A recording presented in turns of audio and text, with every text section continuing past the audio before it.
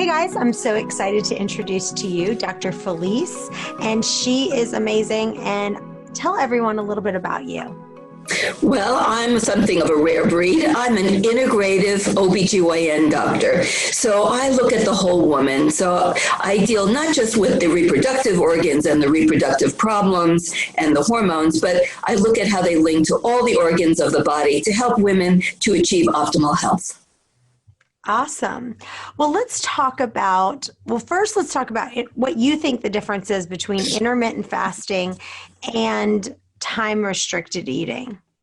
Well, it's quite simple, but I'm so glad you asked because so many people are not sure what these words mean. So when you fast any time within a 24-hour period, that is time-restricted eating. Because technically, if you're not eating, you're fasting, but we want to make sure we all speak the same language. So if you don't eat for any period of time within a 24-hour span, that's time-restricted eating. If you don't eat for 24 hours, that is intermittent fasting. If you don't eat for a few days, like say something less than 10 days, like say 5 days, 4 days, something in that range, that would be prolonged fasting or periodic fasting. So we really want to make sure that we speak the same language. Okay, so let's talk about how does intermittent fasting play a role in your hormones? So I will kind of tell you a little bit about my story. For me personally, my periods were all over the place. Like they were literally like they were just, not regular. And then I started doing intermittent fasting and then my periods became regular. Now, the only times that my periods maybe got adjusted is if I did a longer fast. So let's say I did a 3-day fast, a 5-day fast, or an 8-day water fast. Then maybe my periods would kind of change a little bit. They wouldn't, sometimes they would stay right in the cycle and sometimes they might shift a little if I did that longer fast. Can you kind of describe what's going on in your body what's fasting doing that all of a sudden here my periods were not regular and now the intermittent fasting and the time restricted eating was helping it? Well, the ovaries are very sensitive to the state of inflammation in the body. So if you are eating across the time zones, like you're eating in the morning, you're eating at night, you're not pausing, so you have no time restricted eating, and you're grazing all day long, that actually elevates your insulin level all day long.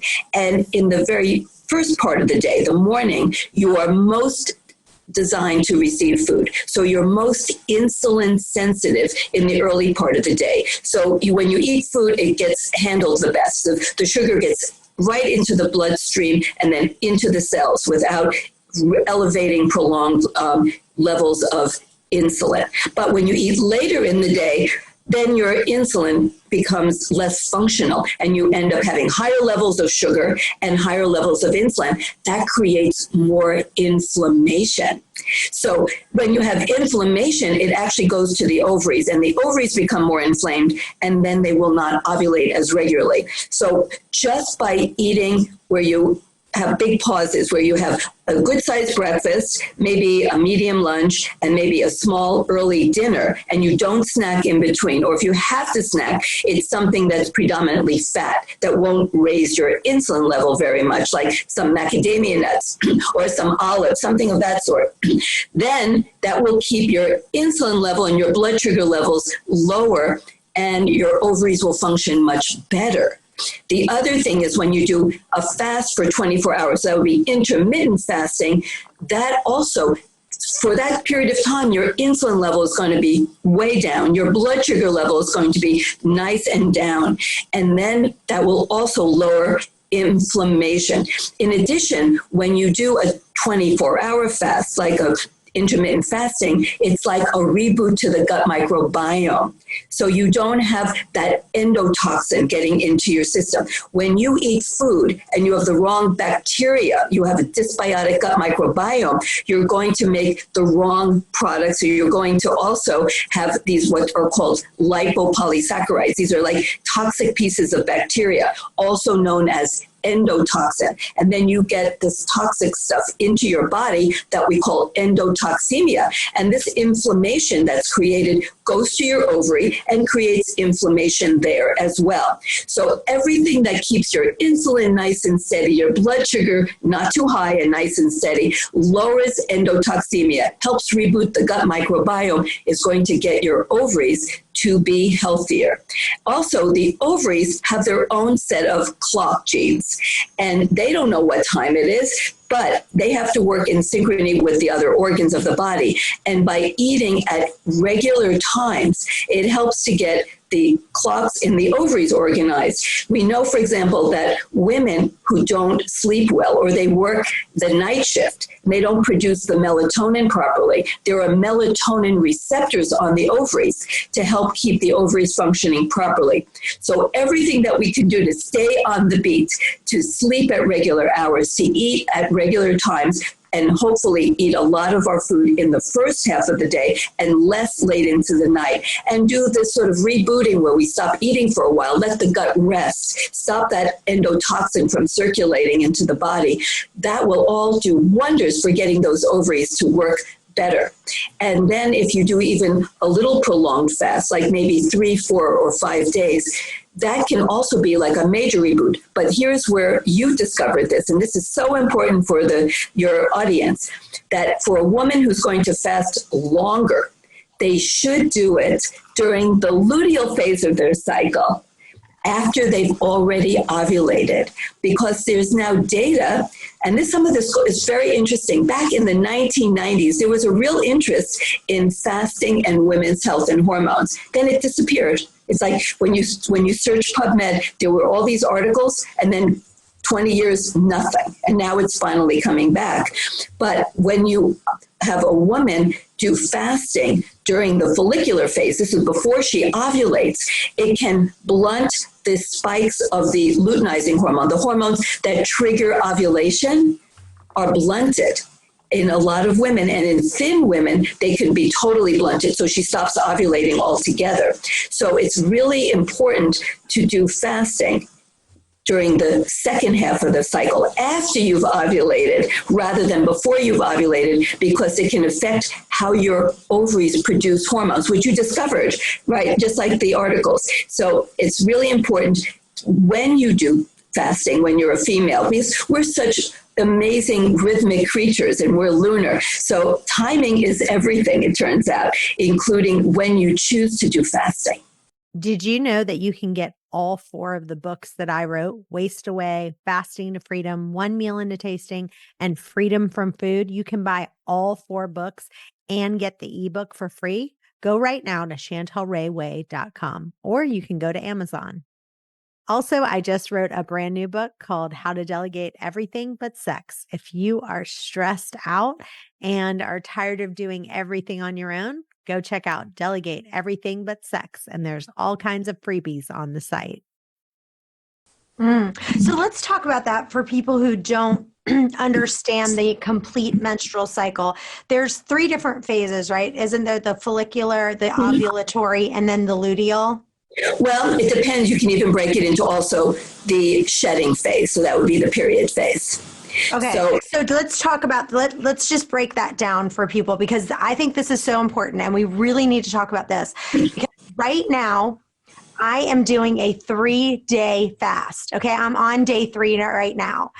I am feeling like $1 million. Like, this is what people don't understand is like, yes, there's a piece where you are like, oh God, da, da, da, da, da. You know, you're like, I don't feel good. Da, da. But if you can get past that and just push through it, you literally will feel like $1 million. Like, I'm on day 3. I've had nothing but water.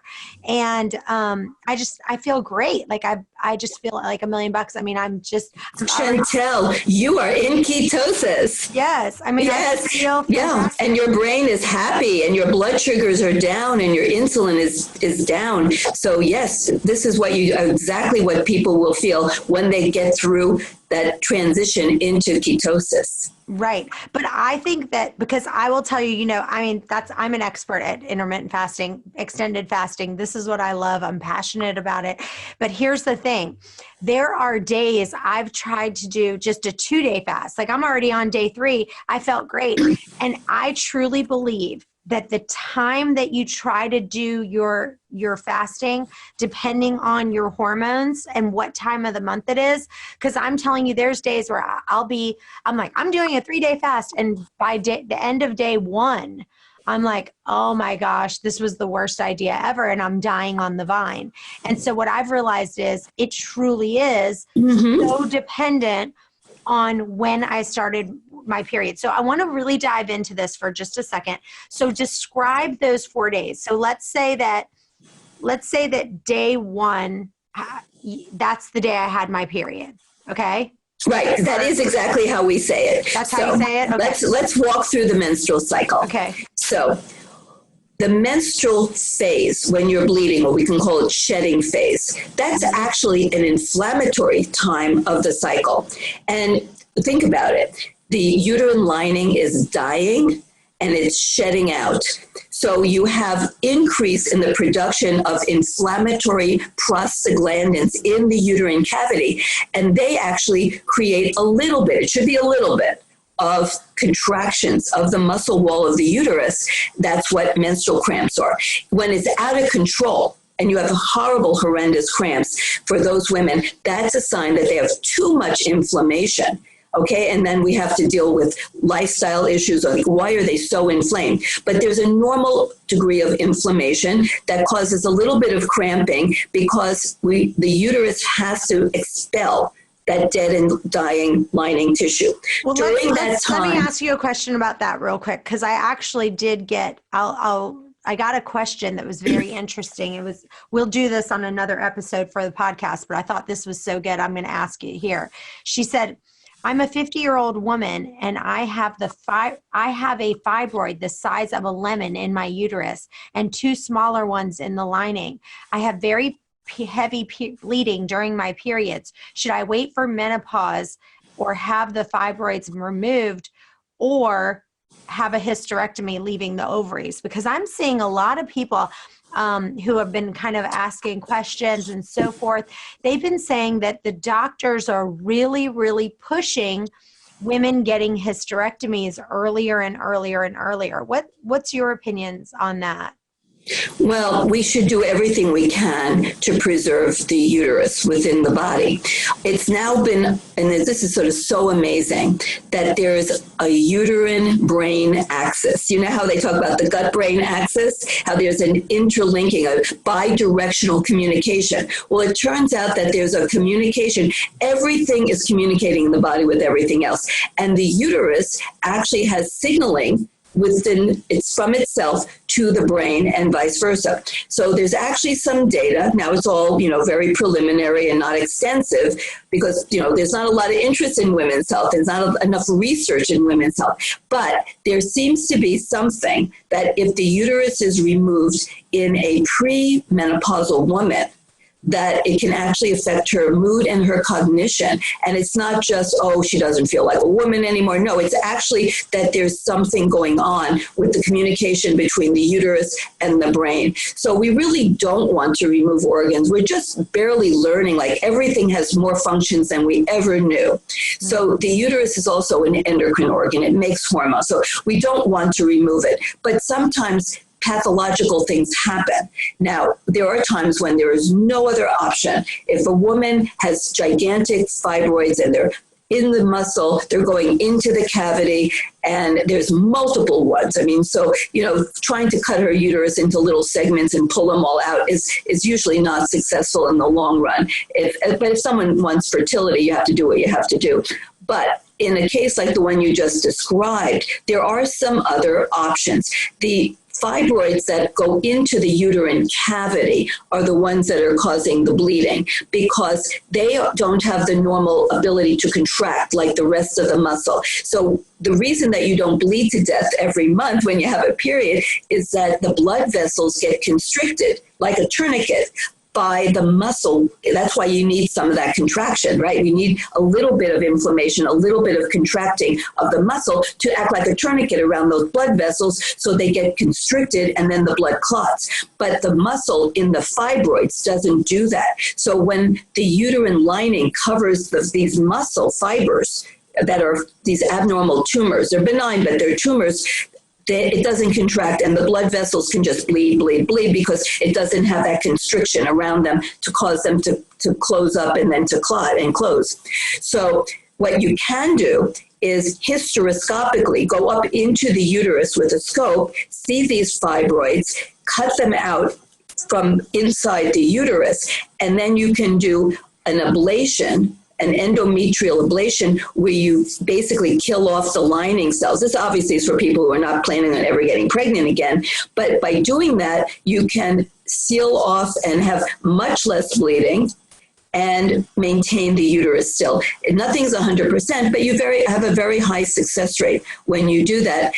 So you don't have to do a full hysterectomy. A lot of doctors don't value the uterus. They don't. If you're not going to have any more babies, they think, what the heck do you need it for? It's just trouble. But the reality is that first of all, a good percentage, at least about 20%, maybe more, of the blood supply to the ovaries comes up from blood vessels that go up by the uterus. Most of it comes from the sidewall, from the ovarian arteries, but some of it comes up from the uterus.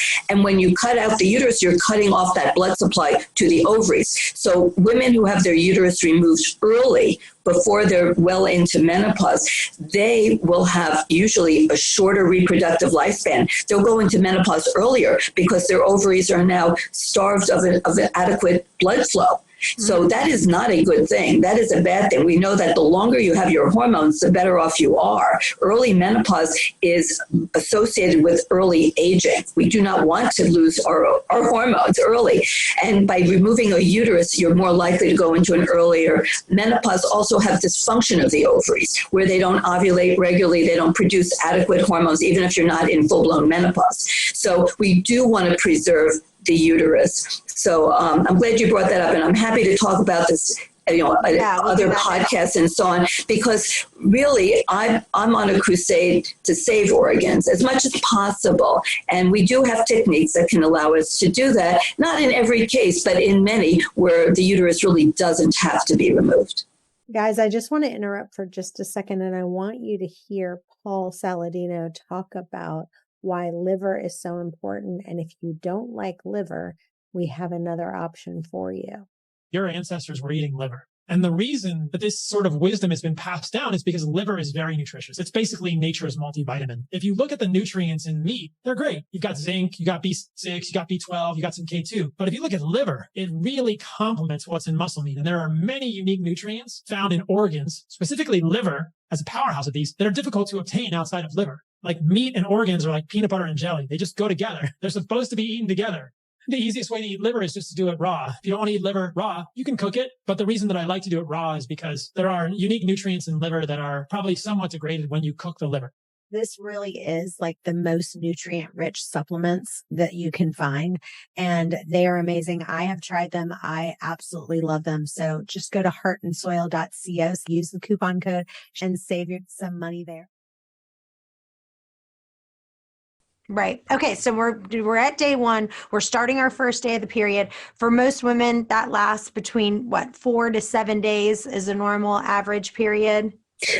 Right. It could go up to as much as a week. That's right. And so during that time, the woman is the most inflamed. Her estrogen level is the lowest of the entire time of the menstrual cycle. She is not making any progesterone at all during that time.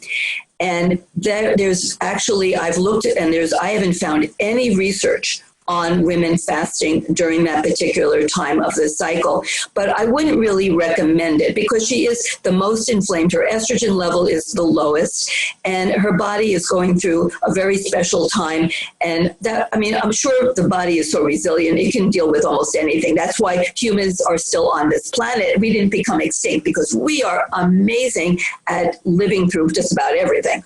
But I wouldn't really recommend that. Now you're going into more as the period progresses and you're getting into the menstrual cycle, the estrogen level is rising. Okay, that's called the follicular phase. And during that time, the ovaries are developing more follicles, getting ready to select a special one for ovulation. Estrogen levels are rising. Your ovaries are not making progesterone. Now, as you get towards ovulation, you have a spike of estrogen and luteinizing hormone, LH, and a small spike of FSH, follicle stimulating hormone. That's what is impaired if you do fasting during the follicular phase, because nature has made it so that women are supposed to reproduce when they are metabolically healthy. And if suddenly, right before you're supposed to ovulate, food disappears and there's no food, nature is going to be concerned about, is this a good, healthy woman to make a baby? Now, the studies have shown that if you are a normal weight woman and you have like 3 days of fasting before ovulation during that second sort of part of the follicular phase, as you're getting close to ovulation, that what happens is these spikes that occur with the estrogen spike, the LH spike, and the small FSH spike, they still happen, but they're lower, they're lesser, okay? But then let's stop right there for a question, because this is a really good thing that I want to talk about, because we've had tons of women who've emailed in and they've said something like, you know, I'm trying to get pregnant and I've read different articles that intermittent fasting is not good for someone who wants to get pregnant because women's bodies are biologically built for fertility and reproduction. And so like you just said, extended periods, if you're having extended periods without food, that's telling the body, okay, this isn't a good time for reproduction because maybe you aren't having access to food. But I will say this, I agree. If you're trying to get pregnant, I do not think you should be doing a 2-day, 3-day, a longer fast. But I will say this, I have had woman after woman, I can't remember, if it was a topic we did or something, but they were sending in emails that said, you won't believe this. I've been trying to get pregnant for a year. I've been trying to get pregnant for months. I started doing intermittent fasting and now I'm pregnant. So I truly believe that intermittent fasting, and I have too many women who have told me this over and over and over, that intermittent fasting is fantastic for people to try to get pregnant. Doing extended, prolonged fasting for several days is not. What is your opinion on that?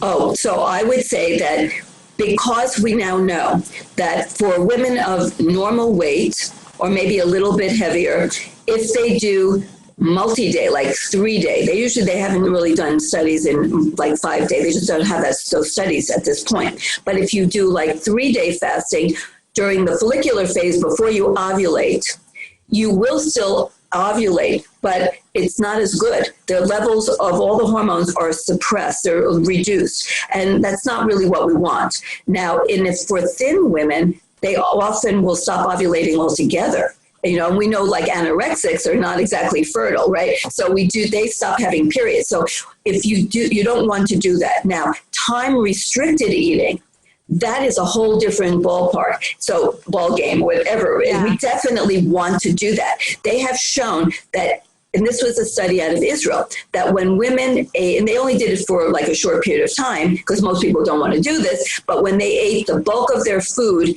in the morning, they ate like 2/3 of their calories for breakfast, and then they had like a small late lunch that was about 1/3 and like a bite for dinner.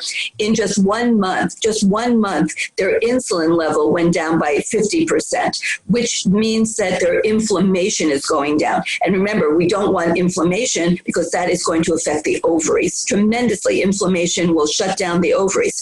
So you can definitely try to get pregnant while you're doing what you would call time-restricted eating, where you try to stop snacking all day long. Don't eat late at night. Eat a lot of healthy food for breakfast. That will get your cortisol level down. And cortisol, of course, when it's chronically elevated, is very inflammatory, causes leaky gut. We don't want that.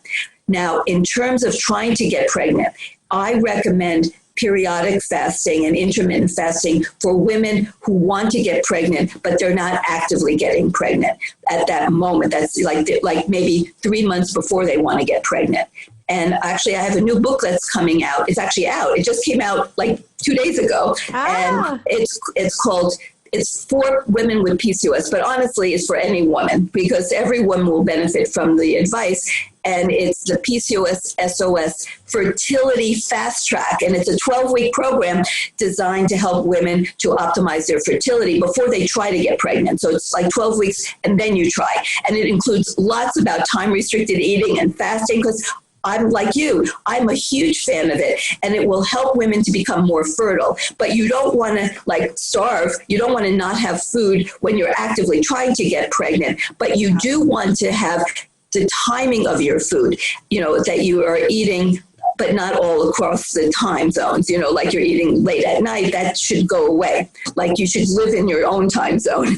Now, the thing, there is no data. I would love to get some studies on this, that if you did some intermittent fasting, like you took a whole day and you didn't eat and you fasted like after you ovulated in the second half of the menstrual cycle, I think that might actually improve fertility because it's not enough deprivation of food for the nutrient sensors in the brain to say, oh my gosh, this woman doesn't have enough food. She's not a good candidate for getting pregnant, especially if all the other days you're eating loads of vegetables and polyphenols and antioxidants and you've got a fabulous diet and you just here and there, like one day a week, maybe two, you don't eat, but it's after you ovulate in the second half, the luteal phase.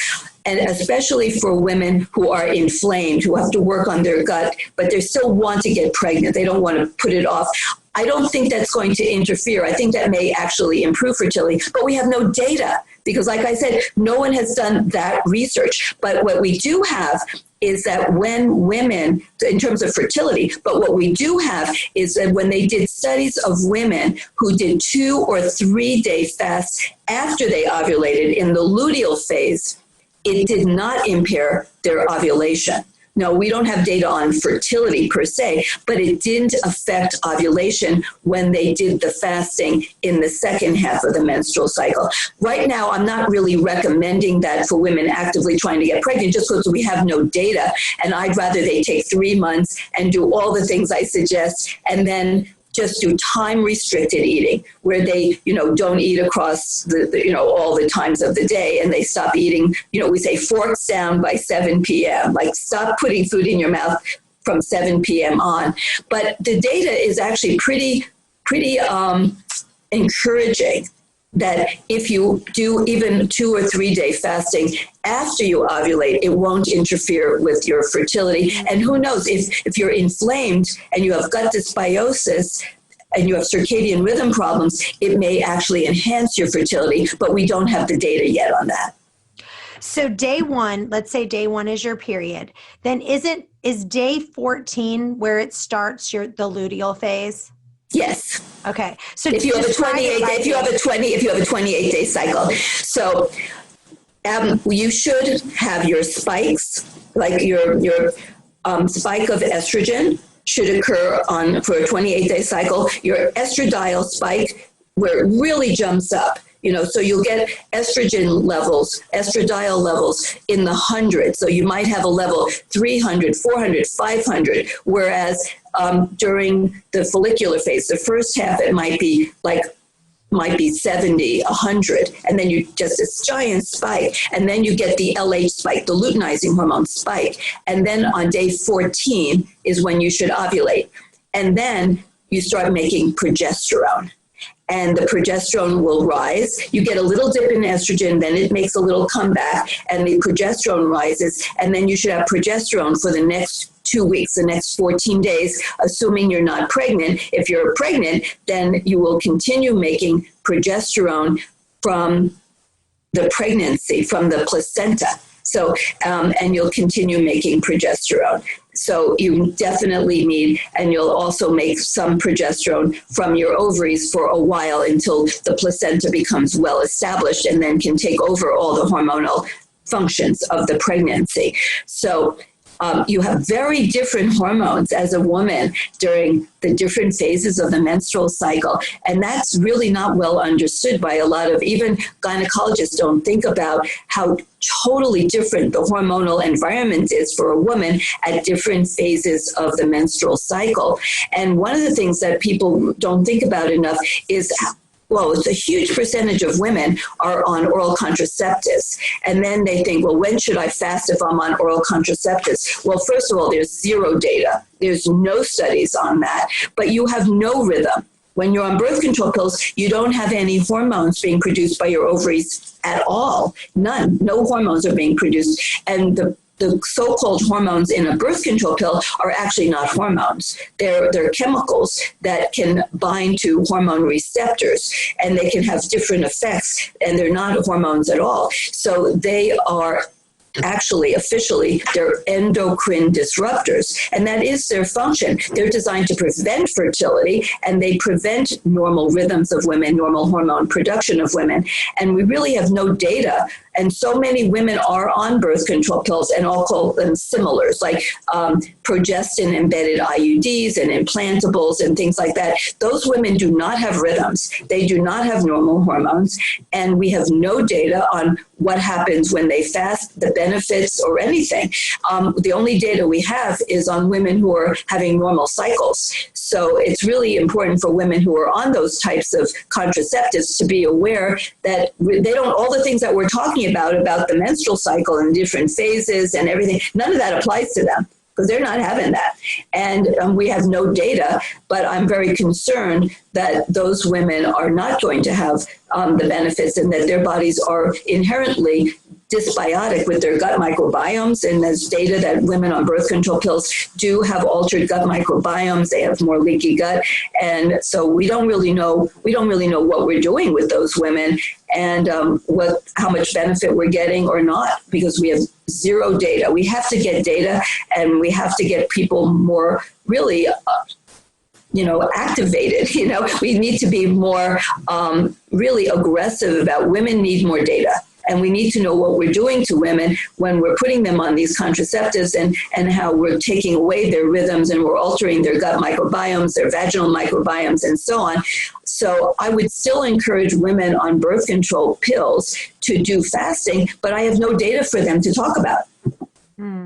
I don't know about you guys, but I am stressed. And if you're feeling overwhelmed this holiday season, then I get it. With all the family get-togethers, it is just a relentless source of stress. But anyway, there is something that I've got called Stress Guardian, and it's actually made by Bioptimizers, the people who make the magnesium breakthrough, which I love, love, love. But anyway, they are literally made this new product. It has 14 adaptogenic herbs, and it just regulates your stress. I just actually took some right this second, and it's awesome. If you go to stressguardian.com/wasteaway and put in wasteaway for 10% off your first order, it's stressguardian.com/wasteaway. Go there now. Yeah. Well, let me repeat what I heard you say, and you tell me if you think this is right. So day 1 through 14, that is the follicular phase. Day 14, that is on that day, on day 14, that is your ovulatory phase. And then the luteal phase is days 14 through 28. And Right. then you're suggesting that the days 14 through 28, the luteal phase is the best time if you wanted to do like a 3-day fast. Absolutely. That's the days you would do it. Absolutely, 100%. That's what I would do, because then we know we're not going to blunt those spikes of hormones that precede ovulation, and we're not going to abolish ovulation, which is so really important. And there's some other really interesting data on doing like a 2 or 3 day fast during the luteal phase. There's some evidence that it actually increases parasympathetic output and downregulates the sympathetic output. So essentially, it's calming. it's creating more peace and calm in the woman. So it may be very beneficial for women who are suffering from premenstrual syndrome, because it seems to downregulate that antsy feeling, that sympathetic tone, makes them more parasympathetic. That's like the calm kind of feeling that you get.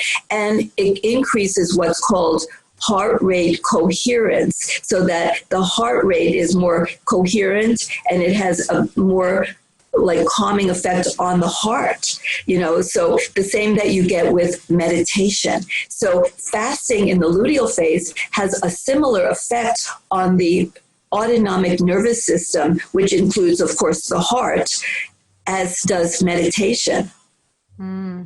Yeah. And that's so right now I'm actually on day 20 of my period. My period's going to start in 8 days. I have the period tracker. I'll show you. See, it says 8 days. And so I'm like, no wonder why I'm feeling like $1,000,000. So I'm going to start looking at this. Anytime I decide I'm going to do a longer fast, I'm going to make sure I'm looking, am I in the luteal phase, which is really awesome. Yeah. And if people have different trackers looking at their heart rate, if they have things like heart math, looking at heart rate variability, it'd be really interesting if people would report and we could actually collect data to see, because we have just these few studies. Most of them were done back in the 1990s when, for some unknown reason, the National Institutes of Health was actually interested in this topic of fasting in women and looking at how it affected the different phases of the menstrual cycle. And then, like I said, it just all disappeared and there was no further data, no further studies. But it would be wonderful if we could do like crowdsourcing to get information for people to report and say, no, this is what I found. I tracked my symptoms and I found when I did these few day fasts in the luteal phase that I was calmer, I slept better, I had less in terms of premenstrual, syndrome type symptoms. It would be wonderful to know that, because then we could make more general recommendations. Now all we have is a little bit of data, and it would be wonderful to get more data. Awesome. Let's switch gears and let's talk about estrogen dominance for a second. First, I want you to explain to people, what is estrogen dominance and what is your opinion on natural progesterone cream? Like, does that really help with the symptoms of estrogen dominance? And when do you take that progesterone cream and are you a fan of it? So in terms of the phrase estrogen dominance, it's used to mean all kinds of things. Unfortunately, sometimes it's used to mean, well, you have too much endocrine disruptor, like you've been exposed to too much BPA or phthalates, and those are not really estrogens. Those are chemical endocrine disruptors. So if I use the term estrogen dominance, there's only a very short time in a female's normal lifespan when she would actually produce from her ovaries too much estrogen. So when would a female make too much estrogen from her ovaries? It's during the menopausal transition, during that time when she's transitioning to menopause from reproductive status, because crazy things happen at that time. We have overshoot. So what happens is estrogen production goes down, because, a woman is approaching menopause, but her ovaries still have some capability. So the brain says, I need more estrogen, because they have sensors. And so it puts out the signal to the pituitary, and then you have a giant spike in FSH. And then the ovaries still can make estrogen. So you have this overproduction, like this big outpouring of estrogen from the ovaries. And you have, like I said, you have this spike of FSH. Well, FSH is what triggers ovulation. So that's why women in the menopausal transition, during those years in her 40s, when she's transitioning from reproductive status into menopausal status, she has more twins. So women during that phase, the menopausal transition, perimenopause years, women are more likely to have twins because they have this overshoot. The brain says more estrogen makes more FSH. You get the spike of FSH, and then you get 2 eggs come out. instead of 1 because the ovaries are still functional, but they're in the decline, and you get a whole bunch of estrogen. So sometimes in the perimenopause years, women have emotional swings. They suddenly get terrible migraines. They have terrible breast tenderness, and that's real estrogen dominance. And that's a normal transition thing when the ovaries are going up and down in terms of their estrogen production, and you can have gigantic amounts of estrogen being produced. Now, here's the thing. It's part of life. It's part of the transition from reproductive status to menopausal status that you get these crazy spikes of estrogen that can be produced, and you can actually have, increased risk of having twins if you should get pregnant. So there's not a lot that you can do to change that if the ovaries are doing their natural thing. Now, some women, that's when they go on things like birth control pills. Now, because they're basically shutting down the ovaries. Now, there's some pluses to that and there's some minuses to that, because the minuses are you're putting an endocrine disruptor in your body that's known to increase cardiovascular risk, because we know women on birth control pills are more prone to having insulin resistance and hypertension. It's not healthy for the arteries. So it's not really a healthy thing, but it does quiet down the ovaries because it's really putting them to sleep. So short term, some women say, I just can't take all this roller coaster of estrogen that I'm on here. And they do that. Other things, and that can be sometimes helpful, is progesterone cream.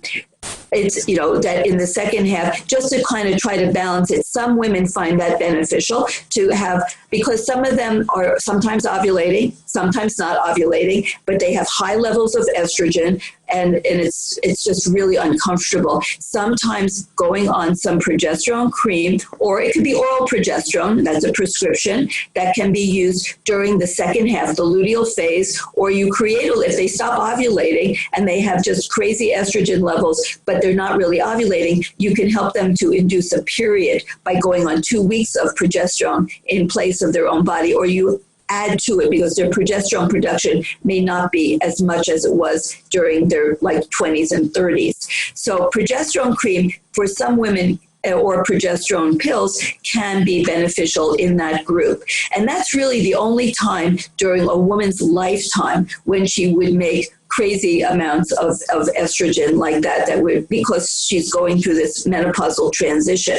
Now, sometimes women have what people refer to as estrogen dominance, not because their ovaries are making too much estrogen, but because they're not detoxifying and eliminating estrogen properly. And that's because they have unhealthy livers. We have an epidemic right now of fatty liver dysfunction, and gut dysbiosis. And there's all kinds of things that happen for the body to detoxify estrogen, and it's multi-phases, it's a multi-phase process, and any step along the way that isn't happening properly, if you don't have we have people not eating any cruciferous vegetables. You need cruciferous vegetables, the nutrients that are in them to help detoxify and eliminate. So we use the word detoxify, but estrogen is not a toxin. So I really prefer biotransformation, because that's really the right word, because estrogen is not a toxin, but you have to eliminate things from the body, and metabolic products and waste and things like that.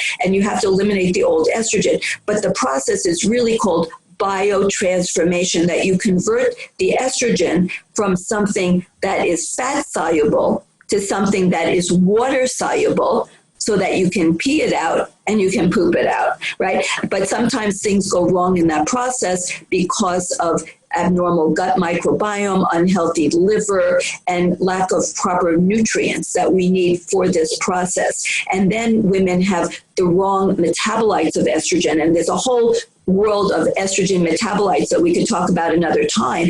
And some of these metabolites can be amazingly beneficial when they're done right. In fact, one of them, 2-methoxyestradiol, has been found to have its own receptors in the heart.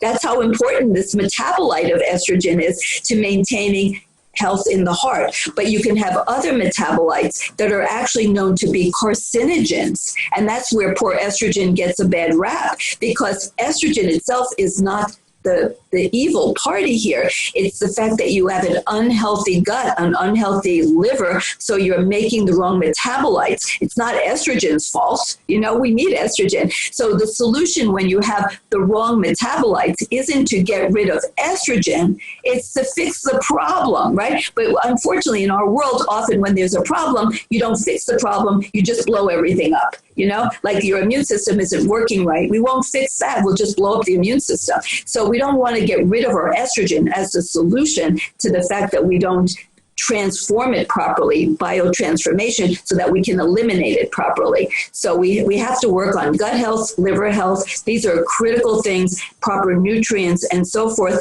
And the liver is a very circadian organ. So by eating all the things that we talked about, in fact, there is data using the fasting mimicking diet. This is so like breaking news, so important that you can reverse fatty liver. Fatty liver, like I mentioned, is an epidemic, and the pharmaceutical companies are working like crazy to try to get a drug to fix fatty liver. Fasting and time-restricted eating can fix fatty liver. You don't need a drug. Right now, there is no drug, but they want to create a drug. Yes. And, you know, so this is so exciting that by doing the fasting mimicking diet for 5 days, you can actually reduce fat in your liver. And there's data to show that. So this is so important, because if you have a fatty liver, you're not going to be able to properly detoxify or biotransformation your estrogen to get out, you know, the old estrogen and to get the right metabolites, not the toxic and potentially carcinogenic metabolites. Love it. Well, you are just always a wealth of knowledge. You are so smart. You always teach me something new all the time. I love everything you talked about. Tell listeners where they can follow you and find you. Well, I'm a very old-fashioned doctor. I still have a brick and mortar practice. I see patients. I'm in my exam room right now. So I see patients every day. My practice is in Irvine, California. That's in Southern California. And I have people fly to me from all over the world, and we help them. And then I also have an Instagram, which I'm really trying to get up and running. So I'd love for people to follow me on Instagram. It's Dr. Period. You make sure you put that period in. Dr. Period Felice Gersh. And then I have Felice Gersh MD is Facebook. And my website is integrativemgi.com. My medical practice name is Integrative Medical Group of Irvine. Got it. You're so awesome. Thanks again. Thank you. You're making such a big impact in people's lives. Well, that's my mission, and thank you for helping me to get out there and explain things. Yep. And you guys stay tuned, because we've got another amazing episode coming right up in just a minute. So stay with us. We'll see you in just a minute. Bye-bye.